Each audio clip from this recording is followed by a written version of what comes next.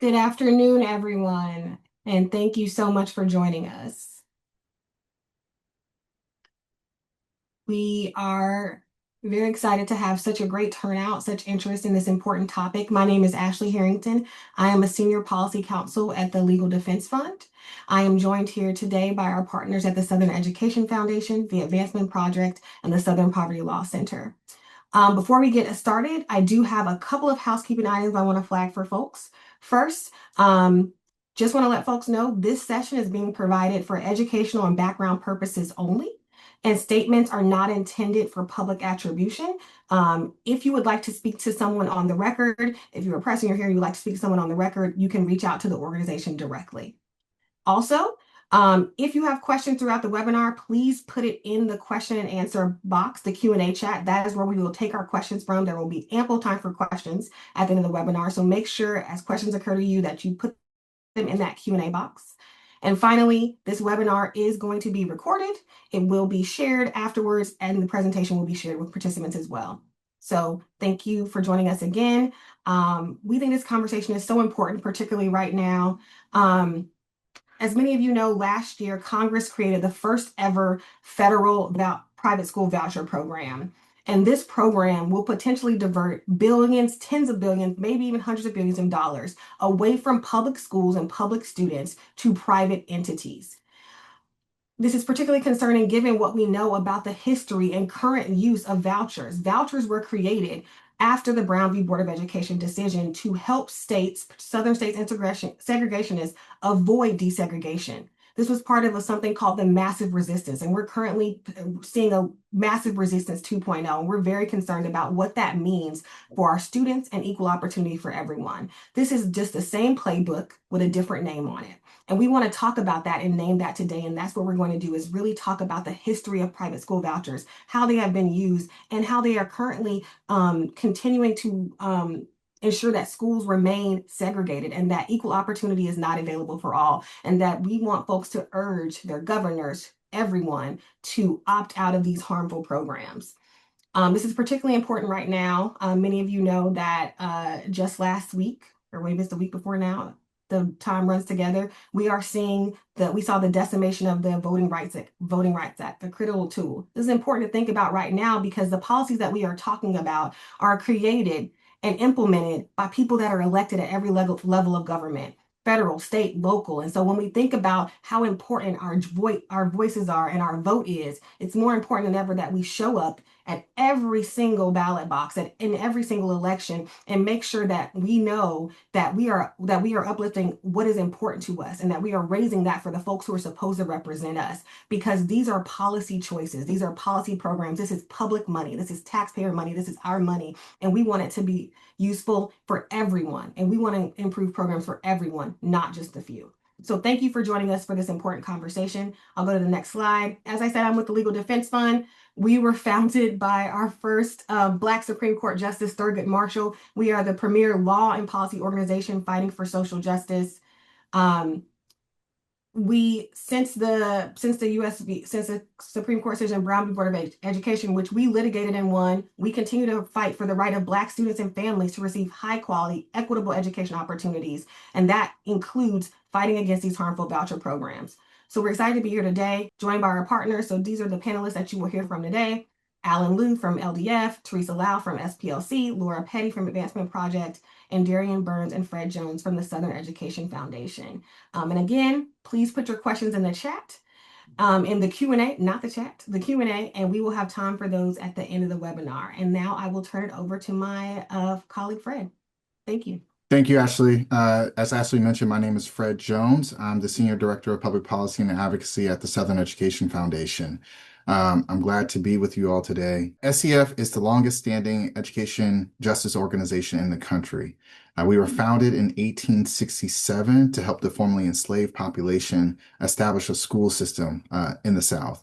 And really what that meant at that point in time was erecting school buildings, getting textbooks, but also helping the formerly enslaved population learn how to read and write so that they could teach their own children how to read and write. Our mission has always been about ensuring every student, regardless of race, income, or geography, has access to a high quality education. And we typically do that through engaging with policy and advocacy, publishing research, providing technical assistance, and engaging in leadership development. If we go to the next slide, please. At the same time, during just after the Civil War in 1868, our staff, SCF, we worked with newly elected Black delegates in the South during the Reconstruction period who rewrote Southern state constitutions and introduced legislation to actually create a free public education system in the South and in our country, but particularly in the South. It was entities like Robert Smalls from South Carolina who went and introduced and lobbied and advocated for education. And he was able to generate enough support he and others were able to generate enough support to create a tax system in which we used to create education in the South.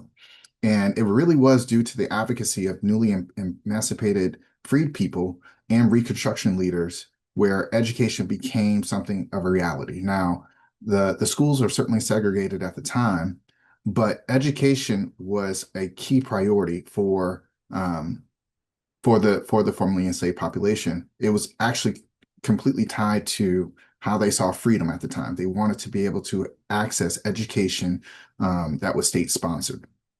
So I just wanted to say that. I also wanted to make sure that it's important for folks to know that the way that we consider education developing in the South is really was due to Black people, and it was a gift of Black people that started education and public education in this region.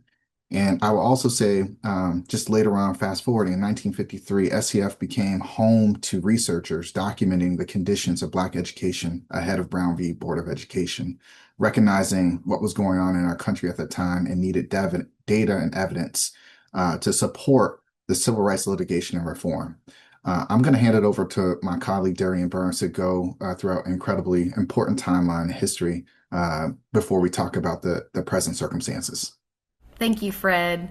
I'm now going to walk you through an abbreviated timeline, giving you a high-level overview of the coordinated strategies, legal efforts, and local and state leadership employed to maintain racial segregation in education, and how a key vehicle in doing so was the development of private school vouchers. Beginning in the 1940s, you begin to see a mass exodus away from public schools in the South, where 15 southern states saw a 43% increase in private school enrollment. There was energy. This is because there was energy in the political and legal space, anticipating a case like Brown versus Board of Education and the ultimate outlawing of segregation in our schools.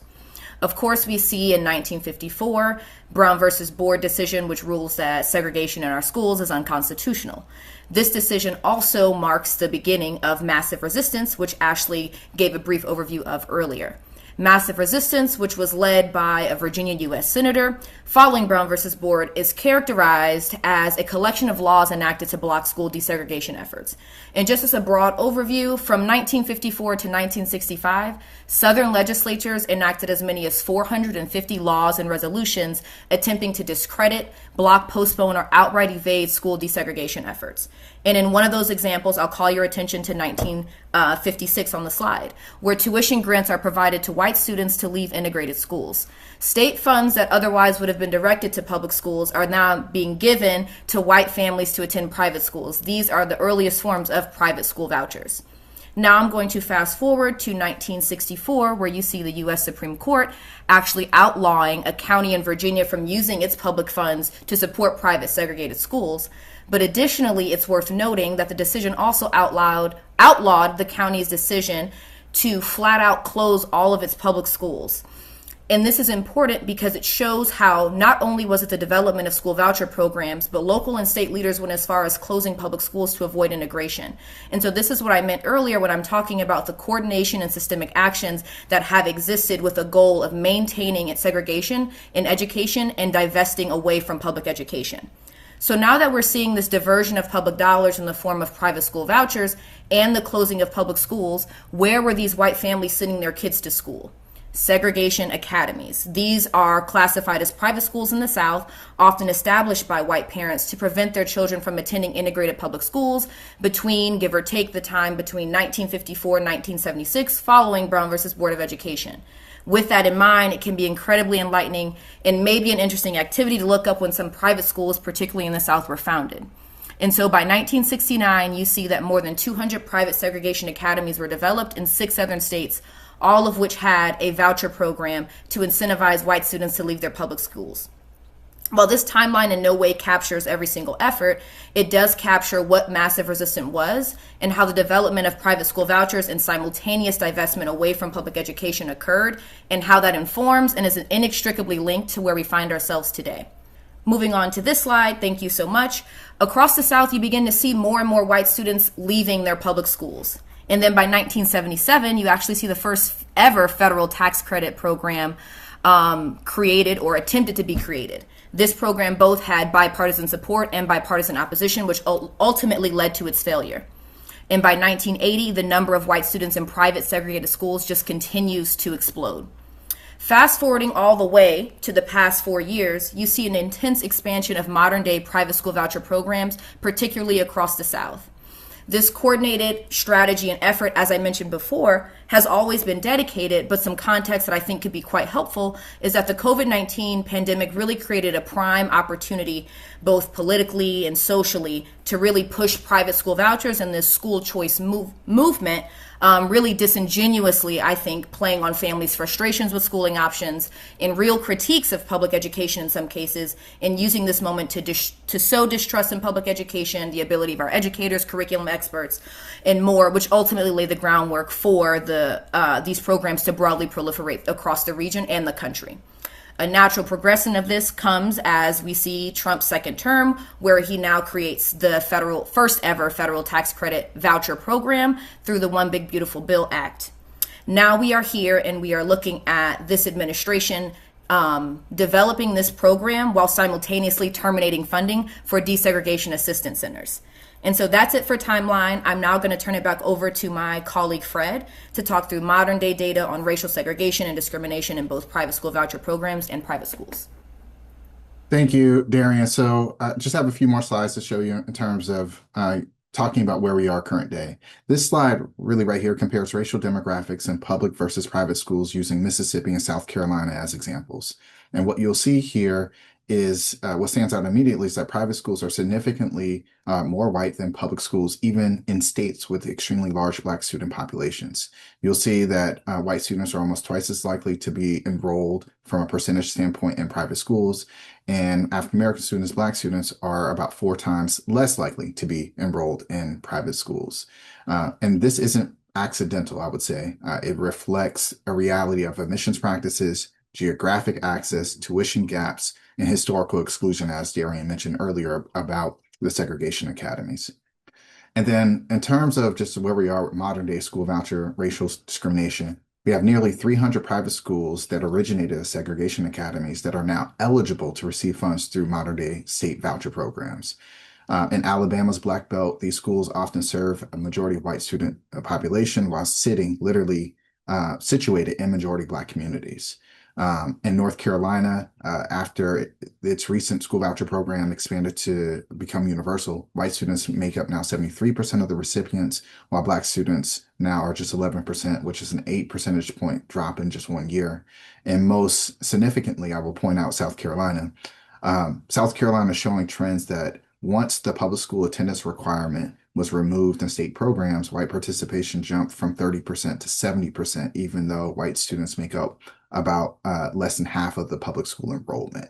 And these states are, we use them for illustrative purposes, but they are consistent with other southern states and really states all throughout the country in terms of the general overall enrollment figures. And so one of the things that we just wanted to just make sure that we're also uplifting is we wanted to give a background in terms of the historical significance and also the racial makeup of the current private and public school demographics. But putting that aside, really the academic case for vouchers just doesn't hold up. The most comprehensive research reviews find no clear academic advantage for students using private school vouchers compared to similarly situated students in the public school system. And Also, really in several states, students who use voucher programs actually perform worse academically, particularly in math and reading. And this information comes from state assessments or state evaluations, rather. This isn't something SCF is putting out there or Fred Jones is putting out there. This is information that is in state sponsored reports and where you can find the academic outcomes of specific programs. So this means vouchers are doing really, I would say three kinds of harm. One, they're increasing racial isolation. Two, they're inefficiently using public resources. And then three, and pretty significantly, they're failing to deliver on academic gains. So I just think it's important as we continue to think about the expansion of these programs, how the potential for harm to expand on these items is pretty dramatic. So, one of the most important takeaways that we hope you have by the end of this is that by design, private school vouchers undermine and defund public schools. By divesting, resources away from the system that serves the majority of K-12 students, by design, it is incentivizing families to leave their neighborhood schools and take those resources with them to places where there is very little regulation and almost no oversight. By design, private school vouchers support private school options that do not provide comparable protections for students with disabilities and other civil rights, services that are both federally mandated in our public schools, despite using public resources and taxpayer dollars. And finally, by design, these vouchers are not equally accessible for students of color and vulnerable students.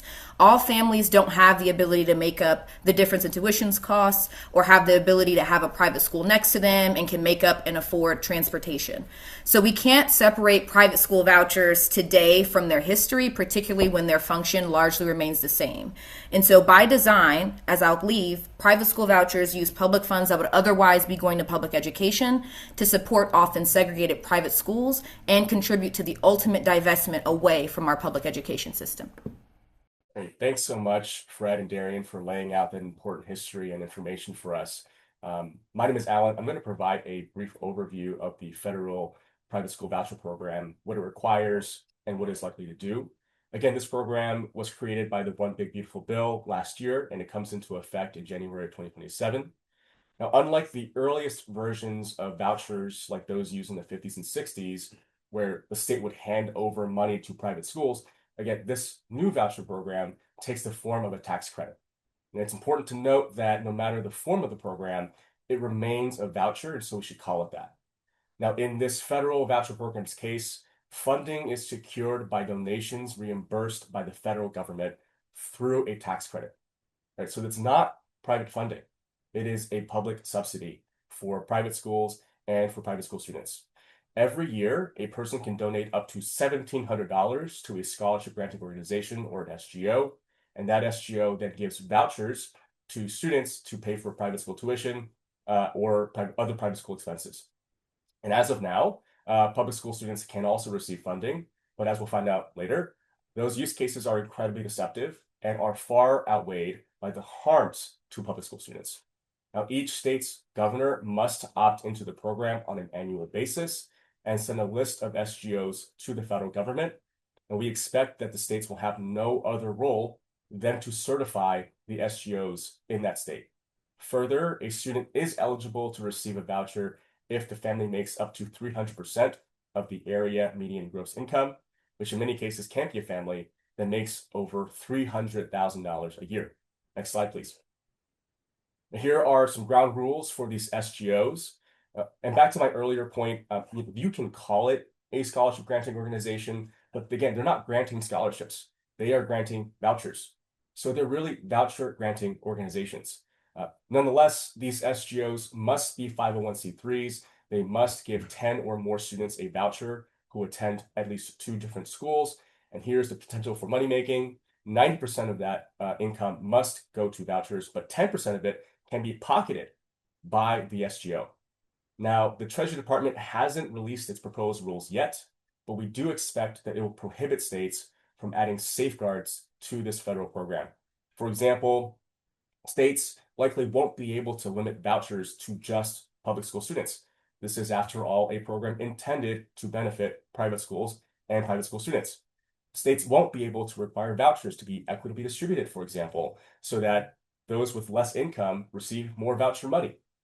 states likely won't be able to add academic accountability standards, oversight, reporting, or quality control, all things that are normal course for public schools. And of course, states likely won't be able to maintain civil or disability rights protections for private school students. Next slide. And what can these vouchers be used for? I think first it's important to note that this program is not about expanding school choice. It is marketed as providing choices for families, but it is instead the SGO that makes the choice of which students to receive vouchers, the value of the voucher, whether it be $100 or $10,000, and the number of students that receive a voucher. And the voucher can be used for things like tuition, room and board, and tutoring, but we do expect that most of it will go toward private school tuition costs. Next slide. And there are many known and unknown harms of private school vouchers, and here are just a few. First and foremost, students do not have the same kind of civil rights protections in private school than in public school. This includes less protection for Black students and other students of color, LGBTQ plus students and their families, students with disabilities, English language learner students, and students of diverse faiths, to name a few.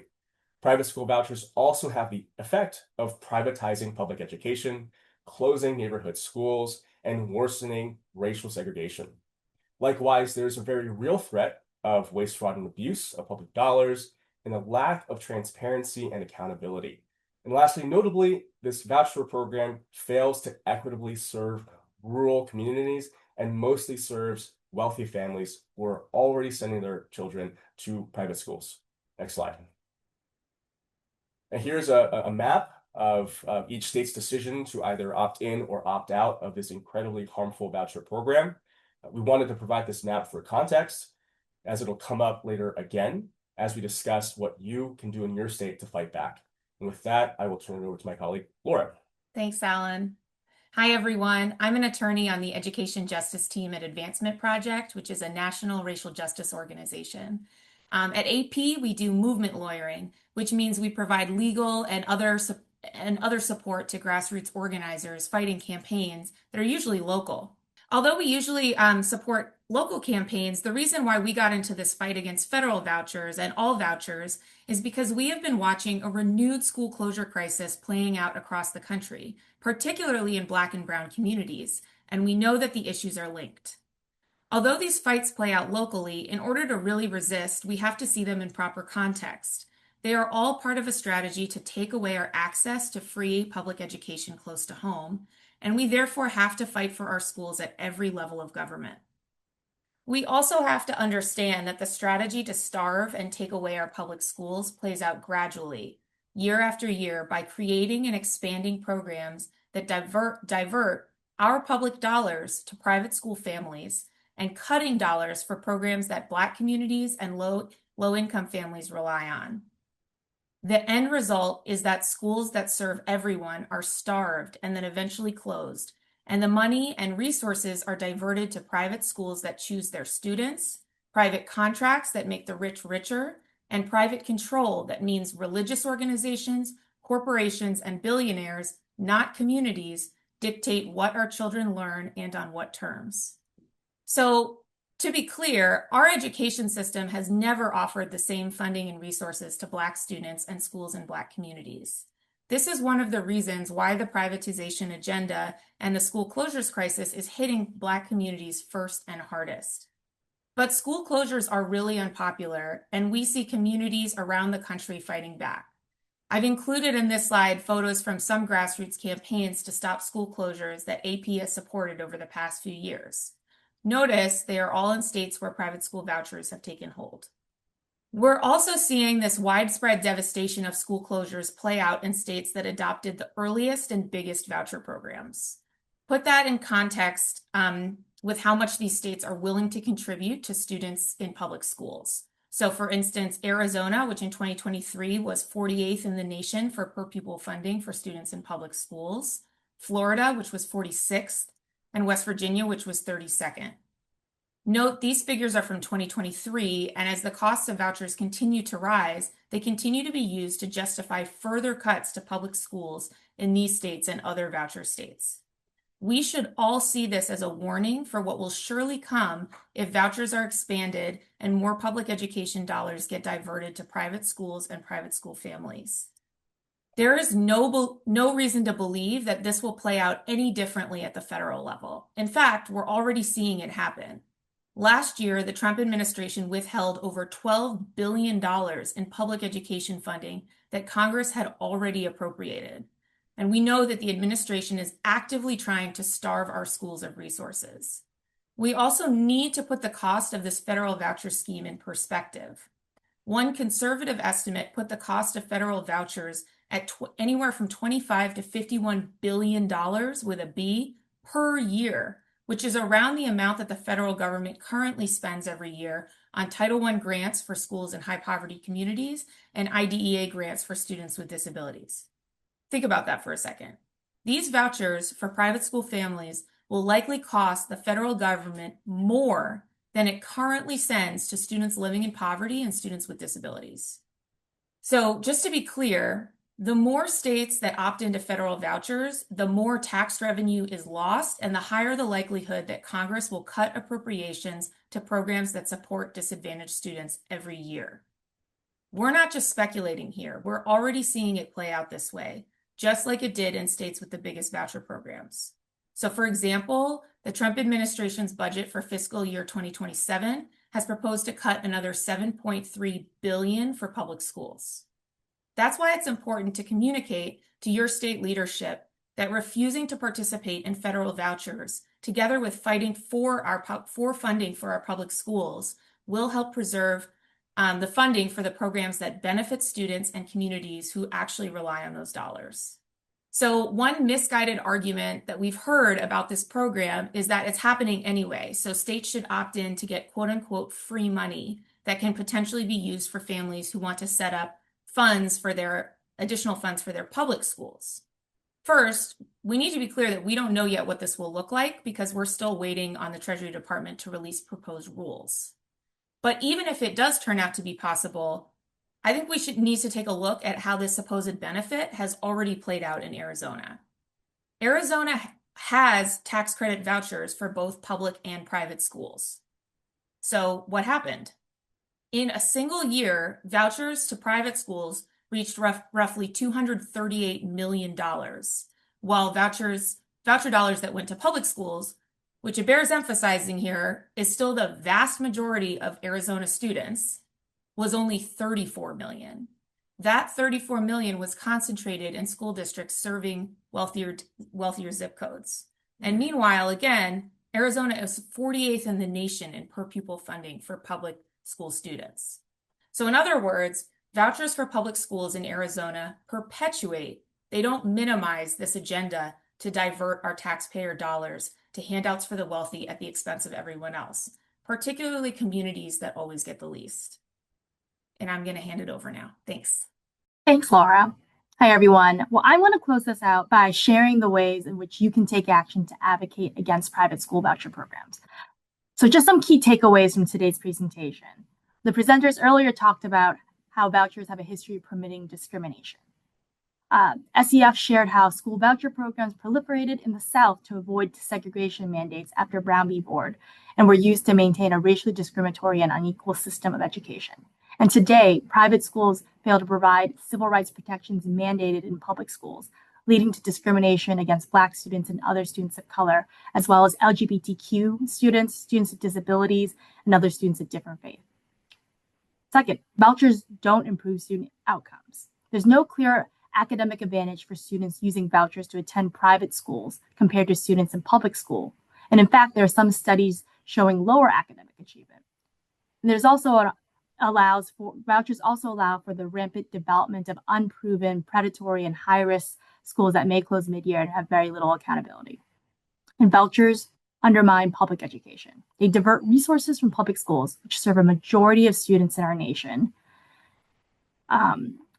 You've heard about examples about how Florida and Arizona vouchers there have harmed states and led to school closures. And vouchers primarily benefit students who are already enrolled and can't afford private school, leaving behind the state's poorest families.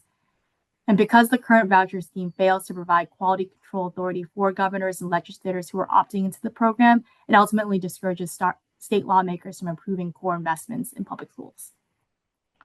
So next slide, please. I'm going to re-up this map that Alan shared earlier about the state's decisions to opt in and opt out. The blue coloring, if you can see it, is states that have opted in, and then the gray coloring is the states that have not opted in yet. Next slide, please. So I want to share first about local actions that you can take. You can write an op-ed or post on social and use your platform to educate the public about the harms of private school vouchers and urge people to take action. You can organize your community to speak out, attend various events, community events being led by elected officials, or attend school board meetings. You can urge these stakeholders to weigh in on the voucher program. Recently, the Chicago Board of Education passed a resolution urging Illinois' governor to reject the federal program aimed at funding private school tuition. Or you can start or sign a petition opposing the federal private school voucher program. And if you're in a state that has a voucher program, you can document real-time impact on the program. Next slide. Here's some state advocacy. So as I highlighted in the map, if your state has not opted in to the private school voucher program yet, urge your governor not to. Write, call, email, meet, attend an event, write an op-ed, organize your community and other stakeholders to weigh in. Now is the time to do that. If your state has opted in, you can still reach out to your governor. You can urge them to opt out next year and every year afterwards, because there's always going to be an opportunity for the governor to make that decision. Or you can advocate for the ability for states to add additional guardrails and accountability to mitigate harm, whether that's urging for minimal quality standards, publishing an assessment of student progress, or publishing a report on student demographics of who's assessing the program, and other ways for more accountability. And also, you can advocate for your state to increase funds for public education or to have a more equitable funding formula to ensure that public schools have funding needed to succeed. Next slide, please. On the federal level, you can urge your member of Congress to repeal the federal voucher program. You can urge your member of Congress to co-sponsor, for example, the Keep Public Funds in Public Schools Act, which is the recent bill that was introduced to repeal the federal voucher program. You can get more involved in federal funding fights for education dollars and other bills that support education, such as appropriations bills and other annual appropriations and funding decisions, as well as urging your member of Congress to fully fund programs that provide equal education opportunities. So money for Title I schools, for special education, for other public education dollars. Or you can submit a comment in response to the implementation of the private school voucher system. And so Alan had mentioned that the public comment for the proposed rules to implement the private school voucher program are opening up any day now. So use that opportunity to submit a public comment, sharing why you oppose and other examples of how this has been implemented in similar states, for example. The next slide, I'll share some sample talking points. So really, when you're talking about this issue, we recommend starting with the ask, right? So state, whatever state you're in, should not opt into the National Private School Voucher Program passed into disastrous, big, beautiful bill. And then next, you should talk about the reasons why. We talked a lot about these earlier in this presentation. Private school vouchers divert taxpayer dollars from public and private schools and open the door for discrimination. Or private schools harm civil rights by increasing segregation of students and failing to collect critical information to ensure compliance and accountability around anti-discrimination laws. You can share personal stories you have about the impact of public education. For example, if you're a parent of a student in public school and how this program may impact you, or share examples of how in places where private school voucher programs have expanded, such as in Florida and Arizona, as Laura had mentioned earlier, we've seen how it has devastated the public school system. And then you should have the ask again. You urge your governor to keep your tax dollars to fund public schools. You can follow the QR code that's listed in the slide, which will bring you to a sample template letter that you can send to your governor. And if you're an organization, we also have a template organization letter that you can send to decision makers with additional details about the harm to your state. So similar to the individual letter, you can write on behalf of your organization. You can urge your governor to invest in public schools, and then you can talk about the different ways that how public school is important in your state, as well as other, important statistics, and talk about how the harms of the private school voucher program. And then, again, end with the ask about urging them to publicly reject this voucher program. Or, as I mentioned, depending on if your state has opted in or if they have not opted in yet, urging them not to opt in or urging them to opt out in future years. So again, I'm going to remind you all of all the different actions you can take in the different levels. And I think some of these blend together, right? Some of the actions I talked about on the local level are very much about influencing stakeholders in the state level and the federal level. And so, remind you to take local action, take state action, take federal action now to oppose this private school voucher scheme. And so now I'll turn it over to Ashley to start our Q&A. Thanks, Teresa. And I'm going to ask all of our panelists to come back on camera. That was really great. Really appreciated the overview of how these started, what they currently do, what this federal program is meant to do, and the very real impacts these have on communities. I think it's important to remember that when we're talking about public school students, that's 90% of students. 90% of students in this country go to public schools. So when we create programs for private school students, we are literally investing in just 10% of students and leaving the 90% behind. And so the way to invest in public education does not look like creating more private school voucher programs. And so we want to keep this in mind, especially because when we think about this, we have to think about this, as was mentioned, in larger context of the dismantling of the Department of Education, the withholding of hundreds of billions of dollars of critical funds to schools and students, and what this means in this overall effort to privatize education and create kind of this two-tier system. We know what that looks like. We know who that's meant to harm. And so I want to ask a couple of questions, and I've got some great ones in the Q&A. If you have not put your question there, please do. We may not get to all of them, but we're going to try to get to as many as possible. So I'm going to open it up, whoever wants to jump in. We have heard lately that more and more governors across the country are thinking about opting into this program. And many of them are saying because they want it to be used for public school students. So we just want to reiterate, why is this not a good thing for public school students? I can jump in first. I think I showed a slide earlier about what this looks like in Arizona, and what it looks like is $238 million in 1 year going to private school families compared to only 34 million going to public school families. That 34 million is going to public schools and the wealthiest school districts in Arizona. So that alone shows you that it's really not for all public school families, but more so, we should be demanding that our taxpayer dollars go to programs that are actually for everyone, that are not for a select few.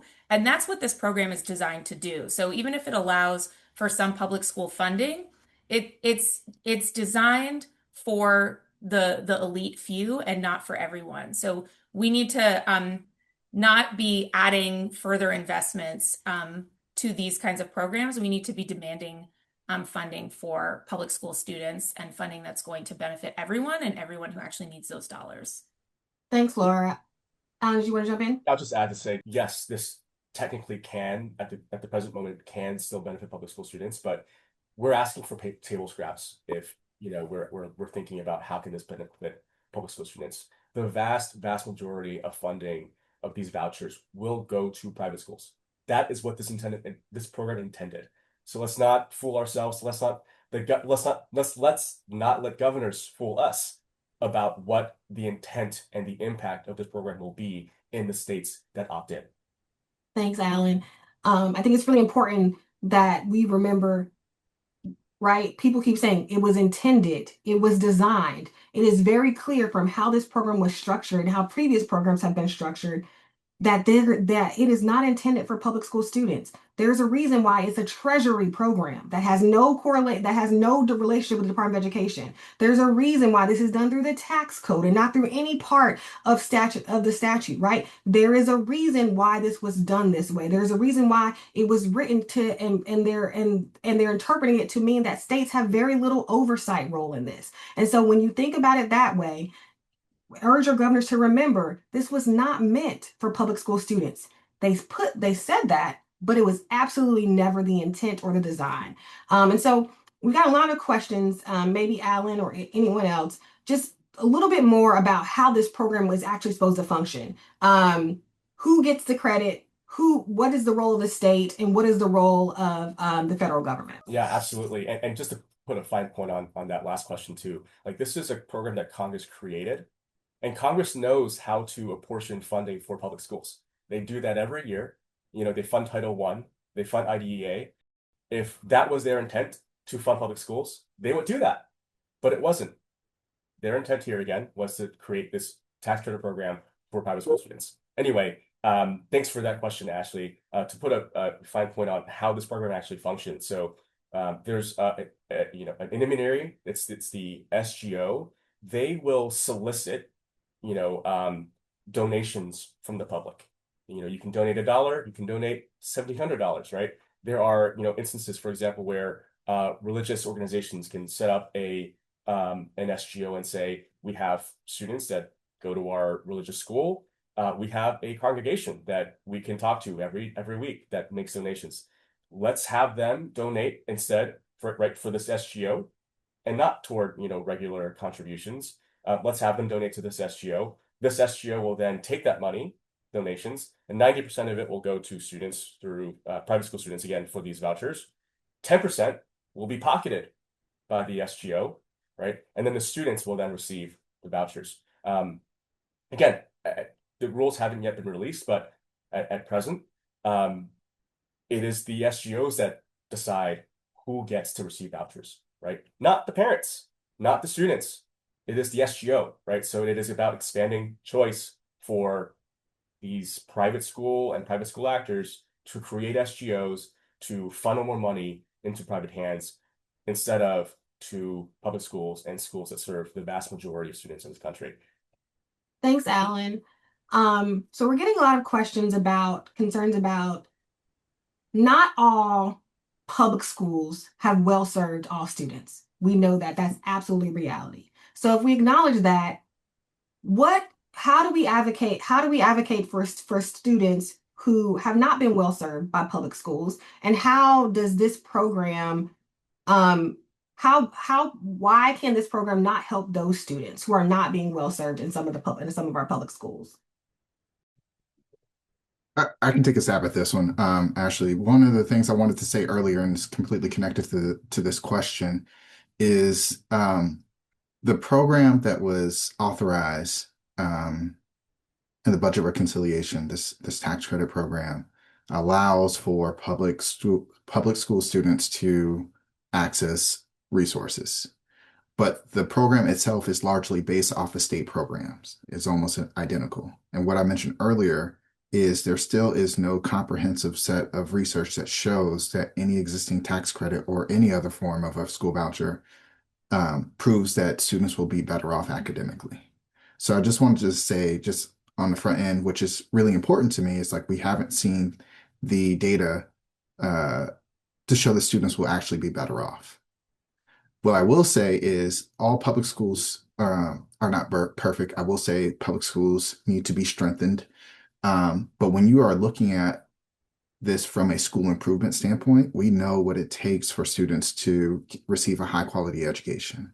That comes in the form of smaller classroom sizes, high quality professional development for teachers, actually to have a strong foundation with early learning, as well as just a really high quality teacher and good school leaders. None of that has to do with a voucher.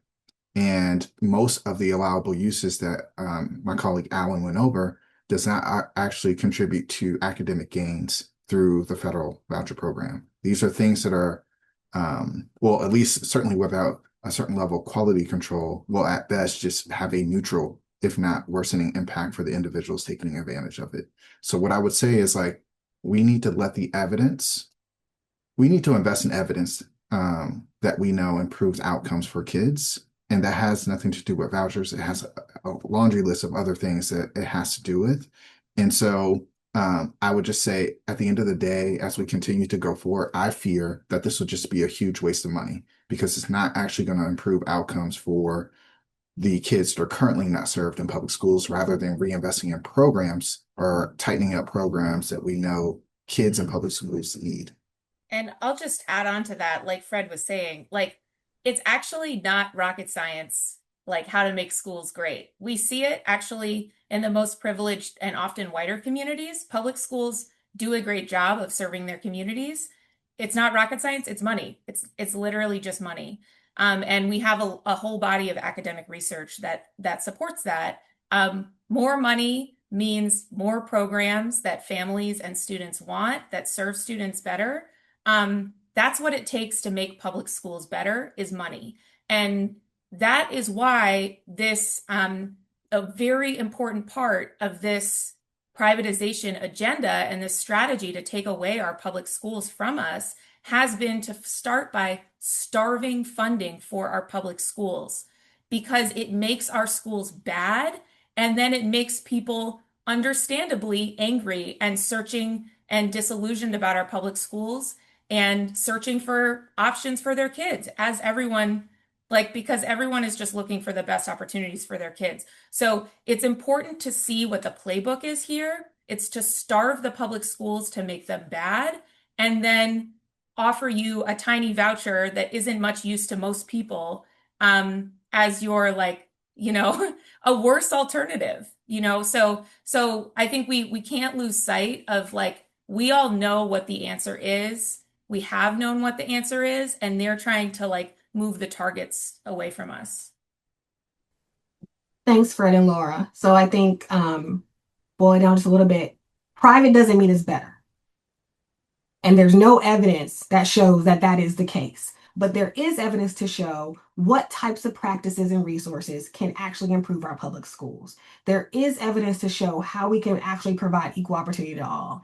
And that is not through these types of programs. So if your goal is to support public school students, you would advocate for something different. You would put your money where your mouth is and you would put it into public schools and not into other schools, right? So I want to talk a little bit more about the role of the state and the governors. What type of oversight role will states have if they opt into this program? Yeah, maybe I can take that on. And I maybe explained that earlier enough, but the state's role as it's envisioned right now, again, proposed rules have not been released yet, but they are to essentially collect a list of SGOs that form themselves in the state and check, and literally they'll have a checkbox, a list of qualifications. And if they meet those qualifications, which are pretty bog standard, there's no, model guardrails or anything that's sort of required, right?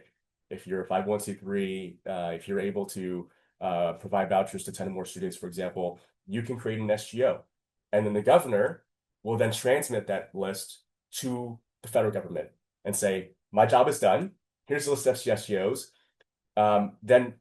Again, people can then donate to those SGOs. Those SGOs can receive that money and will pay 9% of that out to students, and then 10% they will pocket. But again, as Treasury has sort of messaged, and as we expect in the rules and the proposed rules, there will be a very limited role for the state to play. It is again to solely look at a list of SGOs, applicant SGOs, cross-reference that with the required qualifications that are set out in the statute in the One Big Beautiful Bill, and then give that list over to the federal government. So a very limited role for states. So we're getting a lot of questions. What if your state has already opted in, or the governor of your state has changed, but the last governor said they are opting in? What does that mean right now? What can advocates do?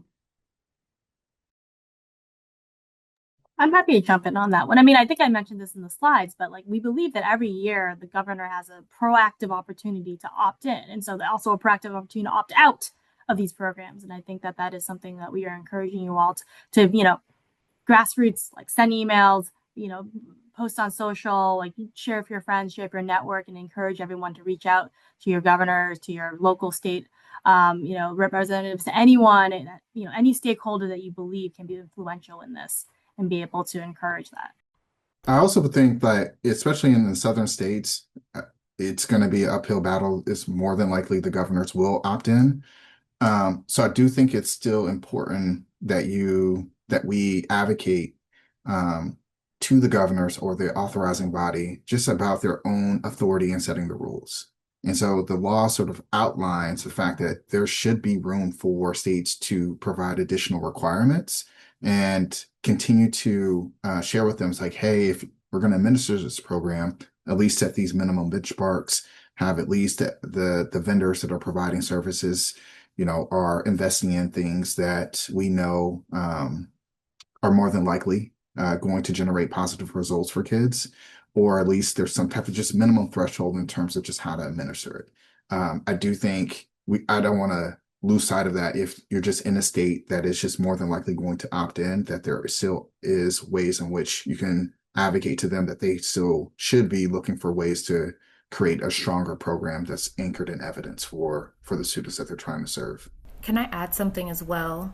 I think this is important as we're looking at, well, I guess the other thing to add as context is like this program is the first of its kind, very new. And so while we're in this year with a bunch of gubernatorial elections, and we've actually had this situation in Virginia where the outgoing governor opted in and then the incoming governor doesn't want to opt in, that still is not even a clear process that's been outlined by Treasury, so that's still kind of forthcoming. But again, echoing what Fred is saying, even if you have gubernatorial candidates coming up or you have someone that's potentially, if that governor is going to change, it's important for them to outline what their education platform is anyway, and they need to have an answer on how they're going to operate this program or have a say in how, and they should be advocating for a say in how this program should be operated in their state. And that's an opportunity for advocacy for you, for other folks in your circle. Yeah, I'll I also just, oh, sorry, go ahead, Alan. sorry, I'll just quickly add that this is a yearly opportunity for advocacy. We anticipate that the governors or the authorizing bodies will have to renew their opt-in every year. And so as these programs roll out, for example, in states that have already announced that they'll opt in, I think that it's incumbent upon people in those states especially, and I'm talking like, just community members, education advocates, people in the media, to keep a really close eye on how this money is actually being used, because we're seeing in states that do have state-operated voucher programs that a lot of it is subject to fraud and waste, and just it just does not work for students. And so you have to, in those states, demonstrate month after month, semester after semester, school year after school year, that this program does not work, right? And then help us, right? And we'll work together to fight for the repeal of this federal program and then the rolling back of those state voucher programs as well. Because again, right, this is intended to benefit the few, the wealthy, right? The vast majority of people will not be able to benefit from this. If you opened up thousands of private schools across the country, maybe, but that's not going to happen, right? So the vast majority of people in this country will not be able to benefit from this program unless you're donating that money and receiving a reimbursement from the federal government. And I just want to flag also that in a lot of cases, a lot of these states we're talking about governors who have mentioned their intent to opt in, but there's been no formal opt-in process. So it's very much not too late. And even if your governor, realistically is going to opt in, show your opposition. Show them that their voters, their constituents are opposed to this program, and we'll keep that in mind at the ballot box.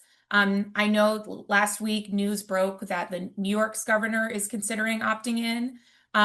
So even if you're in a state where you thought you were safe from this federal voucher program, make your opposition clear, make it known, regardless where you think your governor is. Awesome. So we're coming up on time.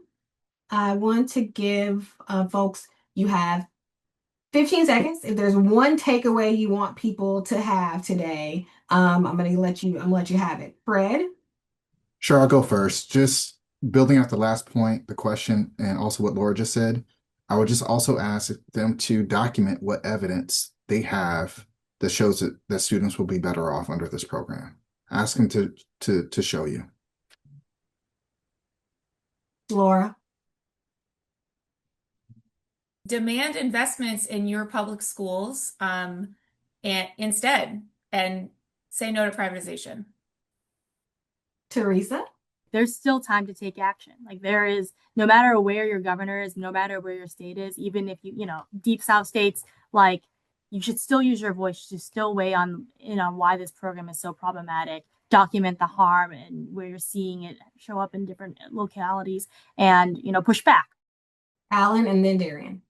Yeah, every day is an opportunity to show why this program is a scam and will not work for the vast majority of students. I encourage you to work with us, our organizations. There are a lot of other organizations that are doing this kind of work as well, who are invested in public schools, who want to see Black students succeed, right? So work with us, be in contact, be in touch, keep an eye out for more.